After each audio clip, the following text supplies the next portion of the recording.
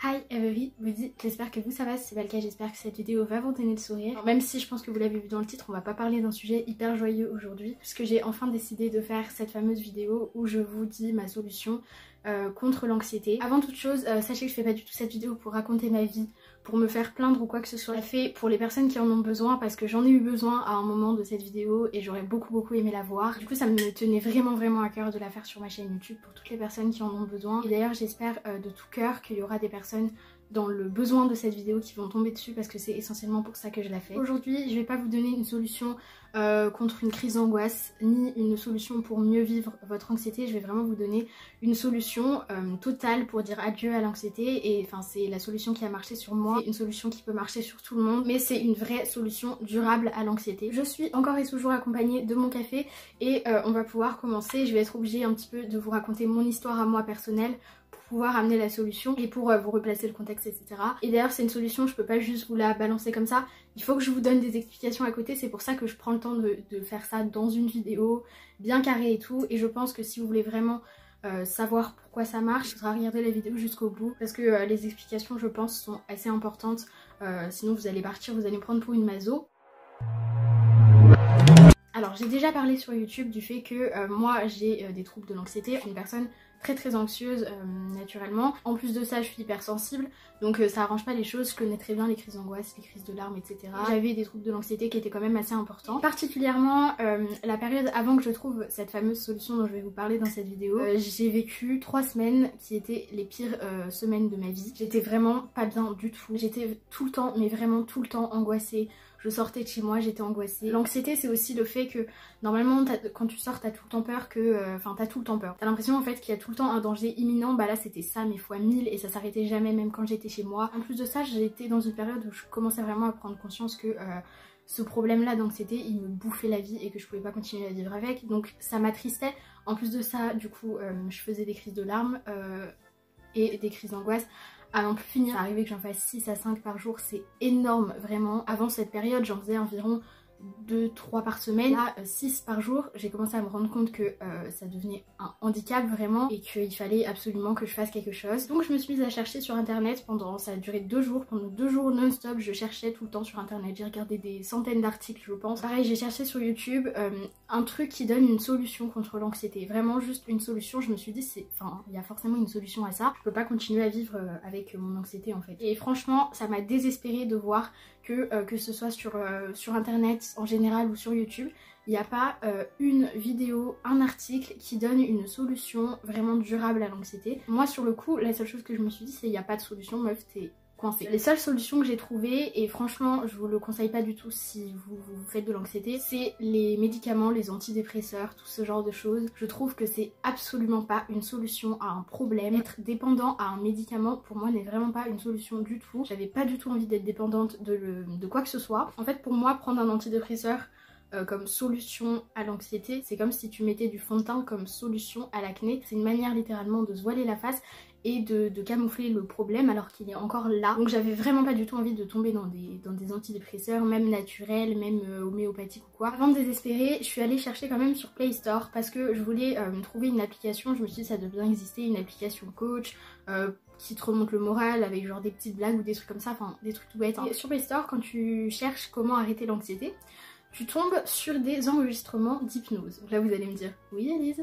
Alors moi l'hypnose, personnellement je connaissais déjà pour m'endormir parce que mon anxiété me fait souvent, surtout pendant cette période là où j'allais vraiment pas bien du tout pendant 3 semaines là, je faisais des insomnies vraiment tous les jours.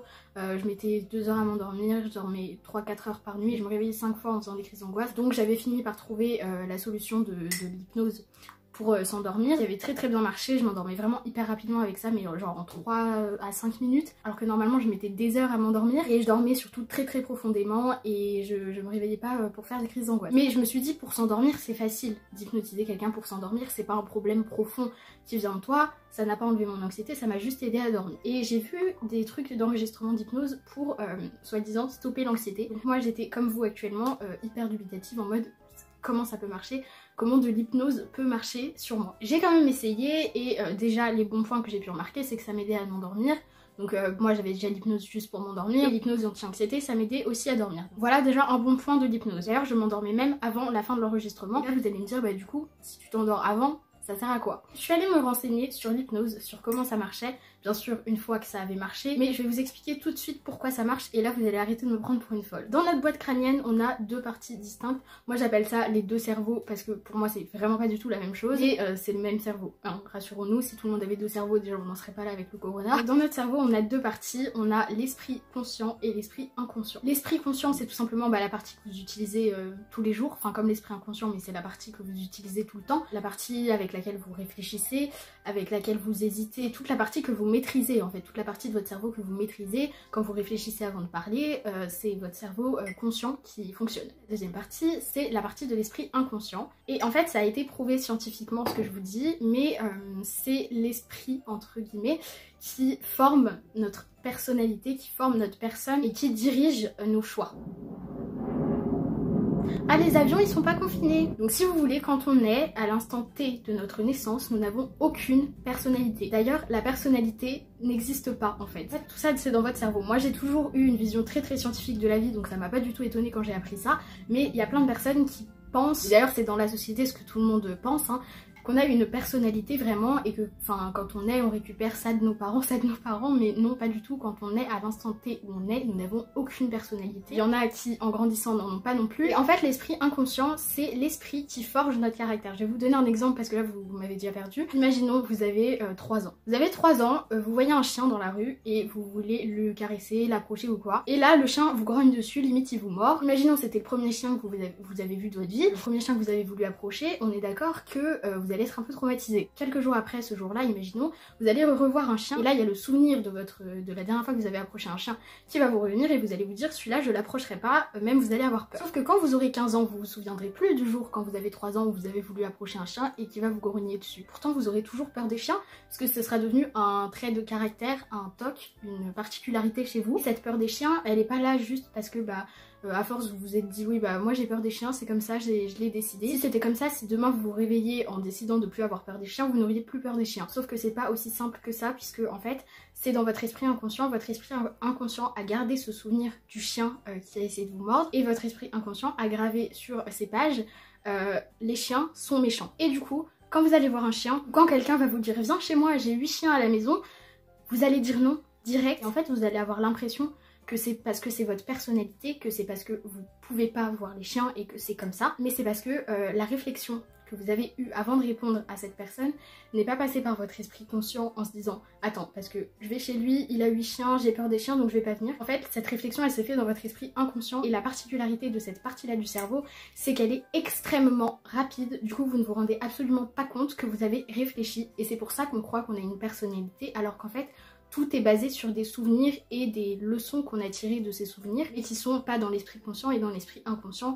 C'est pour ça qu'on croit qu'on a une personnalité mais en fait non. Et donc l'esprit inconscient c'est là qu'on développe l'anxiété pour X ou X raisons, mais en tout cas l'anxiété elle est là et c'est pour ça que quand vous vous réveillez le matin en vous disant aujourd'hui j'arrête d'avoir des troubles de l'anxiété, ça ne marche pas. L'esprit inconscient, on ne peut pas le maîtriser. C'est là aussi qu'il y a toutes les phobies, c'est pour ça que parfois il y a des gens qui font de l'hypnose pour quitter des phobies. Par exemple moi je sais que j'ai la phobie des vers de terre, franchement c'est horrible parce que quand il y en a dans la rue et qu'il pleut, je fais des crises d'angoisse et je sais que plus tard j'aimerais faire de l'hypnose pour qu'on me retire cette phobie. Et là vous allez me dire mais alors comment l'hypnose elle arrive à atteindre notre esprit inconscient, sinon on n'y arrive pas, pourquoi l'hypnose qui fait même pas partie de nous elle y arriverait? Et c'est là qu'arrive toute la technique de l'hypnose. En fait l'hypnose ça marche en deux parties. Donc la partie qui m'endormissait, ça se dit endormissait, qui m'endormait, qui m'endormissait. En plus je crois que c'est pas la première fois que je dis ça, bref. Donc dans un enregistrement d'hypnose, typiquement dans l'enregistrement que moi j'ai écouté, vous avez la première partie qui est la partie pendant laquelle je m'endormais, qui endort votre esprit conscient, donc en faisant des petits exercices de respiration,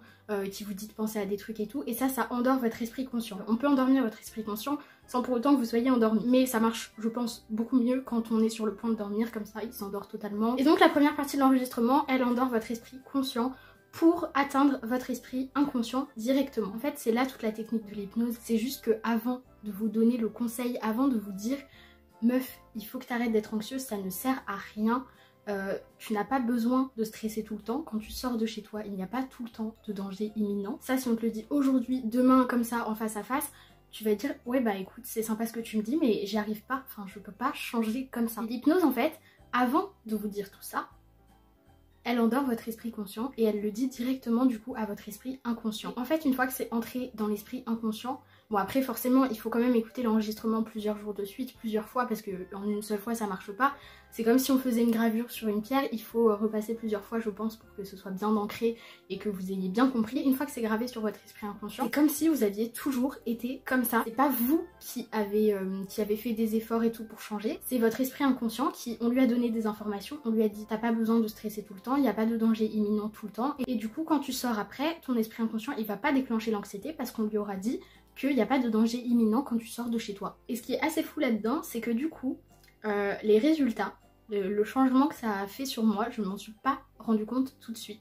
Parce que à aucun moment du coup c'est passé par mon esprit conscient et à aucun moment je me suis dit ah oui meuf attends il faut pas que tu stresses parce qu'il n'y a pas de danger imminent. À aucun moment je me suis dit faut pas que tu stresses, faut pas que tu stresses, faut pas que tu stresses, faut pas que tu stresses. Parce qu'en fait c'est tout le but de l'hypnose, c'est de modeler directement votre personnalité. C'est seulement au bout d'à peu près une semaine, 2 semaines que je me suis rendu compte que j'avais changé, que j'étais beaucoup plus détendue, que ça faisait longtemps que j'avais pas fait de crise d'angoisse, que ça faisait longtemps que j'avais pas stressé. Typiquement un truc qui m'a fait tilter c'est que moi j'ai un toc, c'est que quand je suis stressée je joue tout le temps avec mes bagues. Sauf que mes bagues je les enlève tous les soirs avant de prendre ma douche parce que j'ai trop peur qu'elles tombent dans le trou, bref. Et un jour j'avais oublié de les remettre, je m'en suis rendu compte 2 jours après et c'est là que je me suis dit putain attends, si je m'en suis pas rendu compte c'est que j'ai pas essayé de jouer avec, c'est que j'étais pas stressée.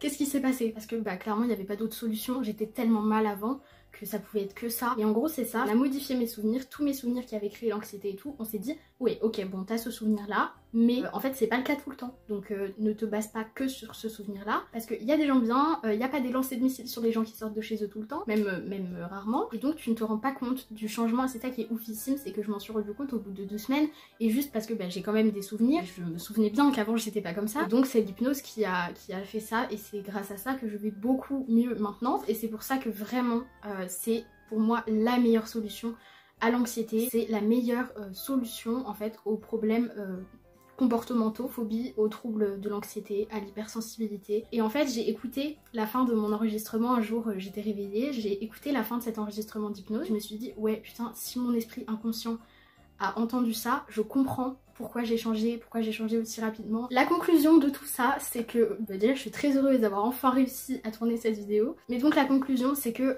bah, l'hypnose c'est une solution à tout.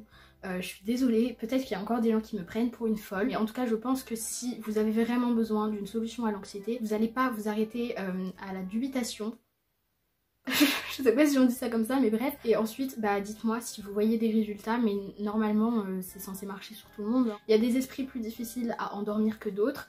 Moi apparemment je suis un esprit facile à endormir. Si vraiment vous n'y arrivez pas, vous pouvez changer d'enregistrement, il y en a qui vont plus fort que d'autres sur l'endormissement. Et pour finir, ce que j'aime beaucoup dans cette solution, c'est qu'on n'en devient absolument pas dépendant, puisque comme je vous l'ai dit, ça grave tout ça dans l'esprit inconscient.